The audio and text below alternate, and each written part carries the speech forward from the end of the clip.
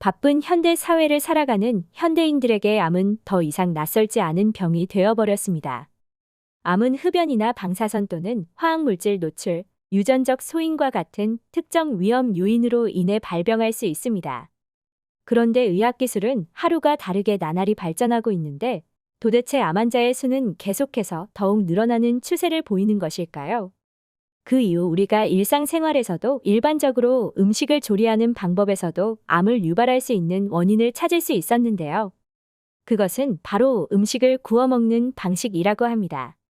이번 영상에는 그 중에서도 절대로 구워 먹으면 안 되는 음식과 오히려 구워 먹을수록 좋은 음식은 어떠한 것들이 있는지 알려드리겠습니다.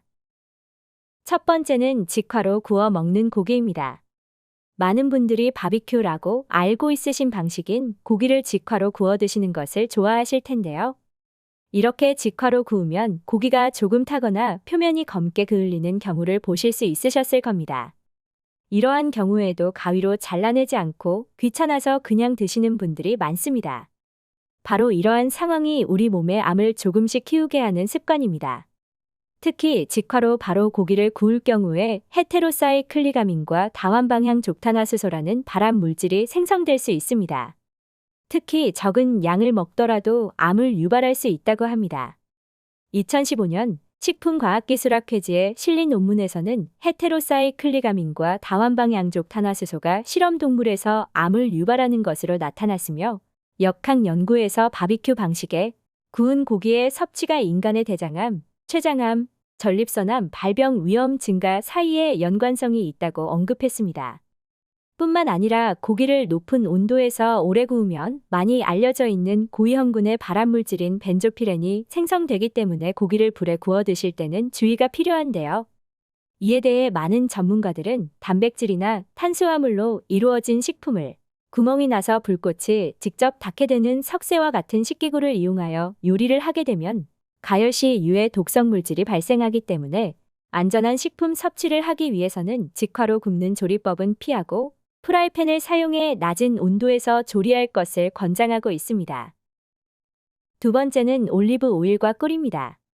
먼저 올리브 오일은 사람들이 요리를 할 때 종종 사용하는 기름 종류 중 하나인데요. 그렇게 올리브 오일을 사용하여 음식에 열을 가하여 요리를 할 경우 올리브 오일이 열에 의해 분해되어 유해한 화합물을 방출할 수 있으므로 해로울 수 있습니다. 농업 및 식품화학 저널에서 발표된 한 연구에 따르면 올리브 오일을 섭씨 180도에서 36시간 동안 가열하면 알데히드, 알코올, 케톤을 포함한 다량의 독성 화합물이 생성되는 것으로 나타났습니다. 이러한 화합물은 신체의 산화 스트레스와 염증을 유발할 수 있다고 합니다. 그리고 꿀은 음식을 할 때 종종 사용되는 천연 감미료이지만 절대 구워서는 안 된다고 하는데요. 꿀에 열을 가하면 유익한 효소들과 항산화제 및 기타의 건강을 증진하는 특성을 잃게 됩니다. 한식품화학 저널에 발표한 연구 결과에 따르면 꿀을 섭씨 60도에서 30분 동안 가열하면 항산화 능력이 현저히 감소하는 것으로 나타났습니다. 그래서 꿀을 음식에 사용하여 가열을 하게 된다면 낮은 온도에서 30분 이내의 시간에서 살짝만 구워 드시는 것을 추천드립니다. 세 번째는 에어프라이어에 조리된 음식입니다. 최근 들어서 에어프라이어라는 냉동 음식을 데워 먹거나 다른 음식들을 쉽게 구울 수 있는 전자제품으로 각광받으면서 일반 가정의 주방에서도 쉽게 찾아볼 수 있는데요. 최근 식품의약품안전평가원에서 진행한 실험에 따르면 에어프라이어를 사용해 식빵이나 냉동 감자를 섭씨 200도 이상 고온에서 오래 조리할 경우 아크릴아마이드가 크게 증가했다는 결과가 나타났습니다. 아크릴아마이드는 국제암연구소가 인체에 암을 유발할 수 있는 발암 추정 물질로 분류한 성분으로서 탄수화물이 많은 음식을 고온에서 장시간 조리할 때 생성되는 물질입니다. 그래서 가정에서 에어프라이어로 대표적인 탄수화물인 감자튀김이나 식빵 등을 구울 때에는 표면이 노란색이 될 때까지만 조리하는 것이 안전하며 특히 에어프라이어에서 고온 조리하는 탄수화물의 양이 적을수록 아크릴아마이드 생성도 늘어나기 때문에 음식의 양이 적다면 장시간 조리하지 않도록 하는 것이 가장 중요합니다. 그리고 특히나 채소를 에어프라이어에 조리를 하는 것은 매우 좋지 않습니다. 채소는 일반적으로 건강에 좋지만 구울 경우 앞서 설명한 탄수화물처럼 아크릴아미드라는 화합물이 생성될 수 있습니다.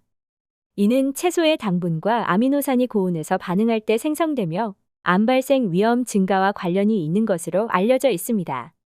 위험을 줄이려면 채소를 더 낮은 온도에서 더 짧은 시간 동안 굽는 것을 추천드립니다. 또한 굽기 전에 채소를 물에 담가두면 아크릴아마이드 형성을 줄이는 데 도움이 됩니다. 그리고 굽는 방법 이외에도 찌거나 볶는 등 다른 조리 방법을 시도해 보세요. 지금부터는 오히려 구워 먹을수록 좋은 음식은 어떤 것이 있는지 알려드리겠습니다. 싱싱한 과일이나 채소는 생으로 먹으면 아삭한 식감을 즐길 수 있고 풍부한 식이섬유를 섭취할 수 있다고 생각하시지만 오히려 구워 먹으면 더욱 맛이나 건강에 좋은 음식들이 있다고 하여 소개해 드리겠습니다. 첫 번째는 마늘입니다.